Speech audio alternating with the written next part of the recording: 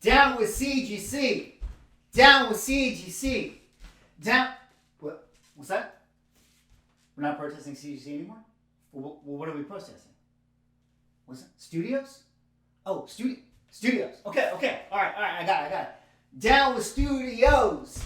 Down with studios. Down with studios. Down with studios. Got my Stormbreaker. Once again, that intro, by the way, was written by ChatGPT. Ladies and gentlemen, welcome back to another video with Swaggle Haas. Here we are again, protesting something different this week. Only this time, it has a much bigger effect than that of CGC increasing their prices. Of course, we are talking about the WGA strike, the writer's strike.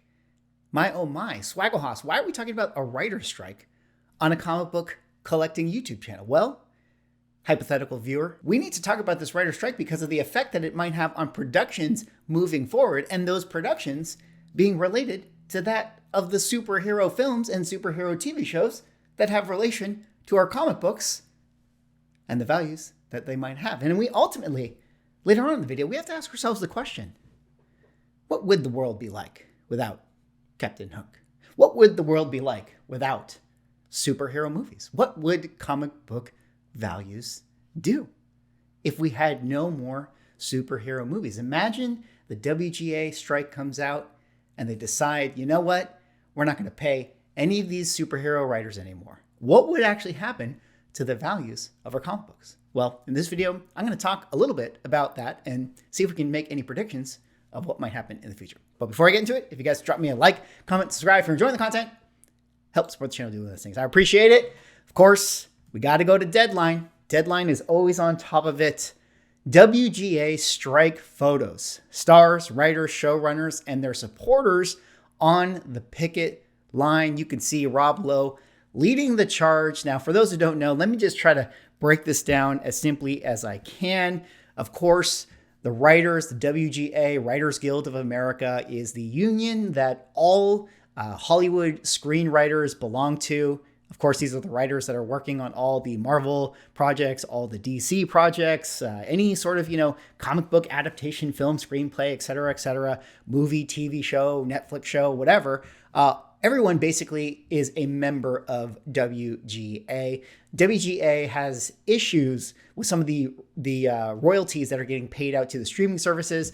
Obviously, over the course of these last 20 years, you guys know, we've had revolutionary things in entertainment. We have the advancements of streaming services like Netflix and Disney Plus, et cetera. And so there's a lot of sort of residuals and back-end revenue streams and stuff that were never really worked out well for a lot of the royalties that are to be paid out to writers. And there was sort of a Band-Aid that was put over some of these streaming services back in the early 2010s for what writers were going to be getting paid. But now the contract has kind of come up and they're sort of looking to revisit it. And, obviously the Writers Guild wants the best that they can get for the members of the WGA. And so they're in protest now until the streaming studios like Netflix and Disney and, Amazon and whatever come to the table with their terms. Now, it's impossible to know how long this is going to go. It's impossible to know how long the strike is going to go. If we look back to the last writer strike, it lasted about 100 to 150 days. So I think it is fair to say that this will probably do the same thing. It'll be about 3 to 4 months going into the summer.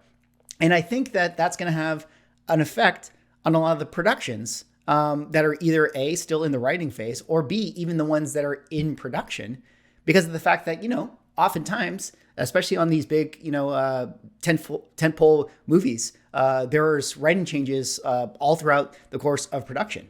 The other little part of it is, of course, what this guy right here is holding a sign for. There's another little element that has to talk about, ChatGPT and AI's impact on, writing and how that is going to have an effect moving forward. I am sure there are studio execs and studio heads that would love to just say, write me Iron Man ChatGPT and have it spit out a screenplay in less than 5 minutes. So, that is a concern for a lot of WGA writers as well. And you can see that the writers have been protesting all of the studios, et cetera, et cetera. Of course, this has a huge impact on the movies gearing up for production. And I thought that that would sort of be interesting to talk about. Now, again, what impact is this really going to have, say, on the, comic book market and the spec market? I would say that it's probably not going to have as big of an impact as some of the macro, economic factors that we've talked about with the pullbacks of corrections and things like that. For instance, we already are kind of in a place where,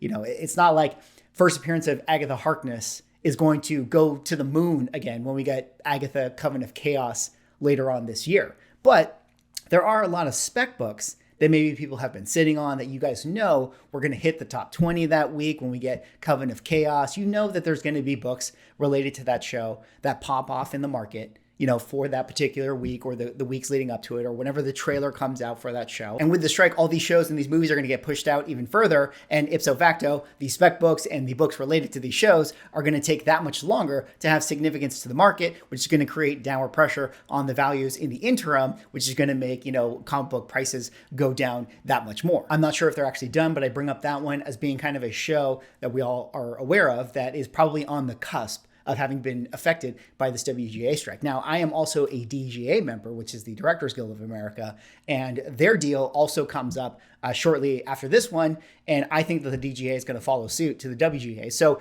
even if the scripts are done for Coven of Chaos, I promise you all the directors who were assigned to these productions as well are also going to soon be on strike if deals are not made with these studios. So this is going to have an effect on a lot of those projects that are currently in the process. And I think a lot of productions like Thunderbolts, Captain America 4, all of these things are going to have an effect. Now, it is possible that Disney says, you know what, we're just going to move forward. The scripts are locked. They were already written, and let's just film what we have. That could certainly be the case, and then maybe they can get that in before the DGA strikes as well. Frankly, that might actually be better for the quality of the scripts, because let me just tell you guys, sometimes these studio notes come in.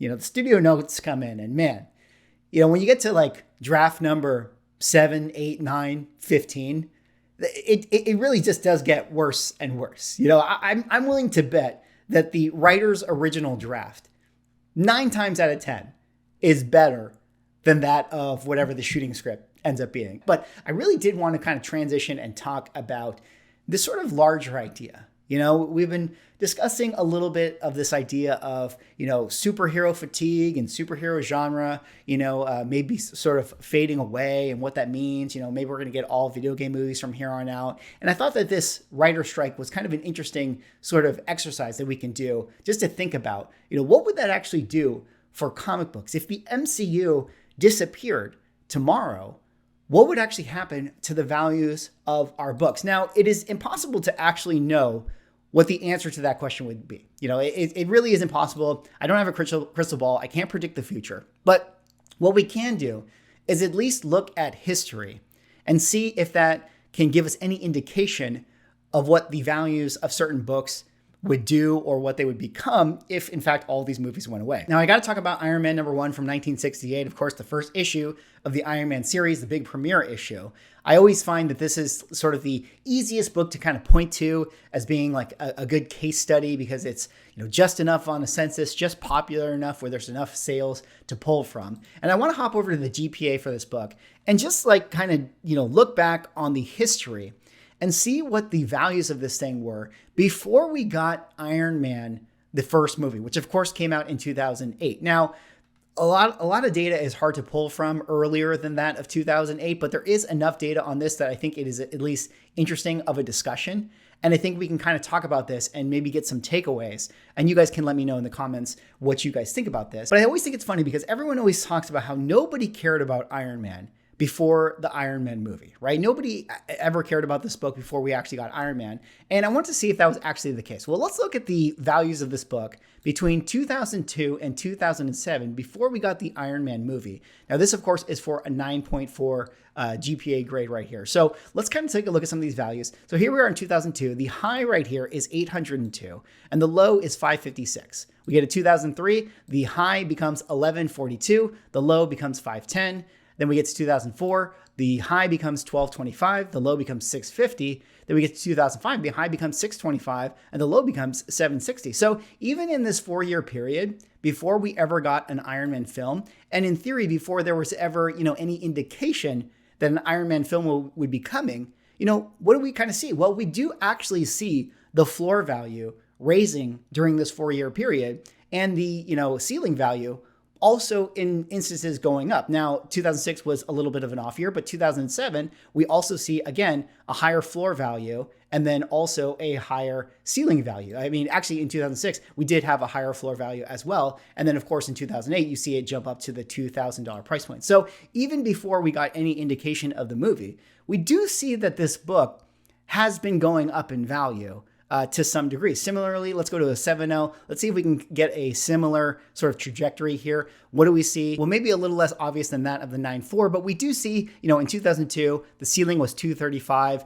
then it went to 215, then 282, 244, then up to 342, then up to 300. And it looked like the floor value was pretty consistent. I mean, inconclusive in a way, although it started with 101 and then went up to 175 in 2007. Again, I think a 7.0 at that time probably wasn't as desirable of a book, so a little bit harder to evaluate kind of the true values of it, but a 9.4 at the time, you guys could see, actually was still going up in value, even outside of movie spec. Now, Swag, what are you talking about? Movies, of course, have an effect on the values of comic books. Yes, viewer, yes. Of course, they have an effect on the values of comic books, but I'm actually just trying to show you guys that I actually think that it is certainly possible that even without movies, there's still going to be a demand for these characters because they are kind of grandfathered in to culture in some kind of way. It's just that movies are, the icing on the cake.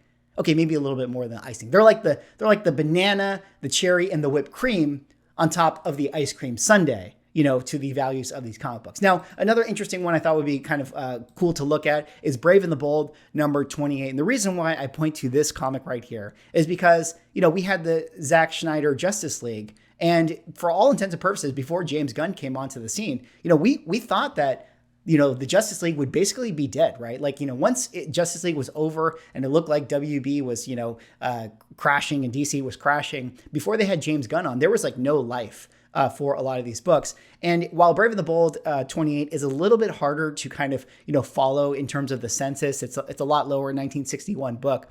You can see that, when the movie came out in 2017, there was kind of a peak price for the values of Brave and the Bold 28. And then after the movie, when it kind of, faltered and, it looked like the DC universe was dying, this book really, really crashed all the way down to, 1249 in 2020, from where it was in, 2017 to 2750. And this is at the 2.5 grade. Then, of course, the comic book boom pulled it up. I again, show you these graphs, even though there's not really too much to take away because the census is so low. You can just see that after the movies went away, there was a slight pullback. And then in 2021, it came back up again. And now, of course, we're having a little bit of a pullback in the down market. And so what my point is with this one is that it does seem like, there is going to be temporary pain if all of a sudden movies went away, right? Like if the market thinks that, oh, the Justice League movie failed, there's going to be no more Justice League sequels, then there's going to, be a lot of sellers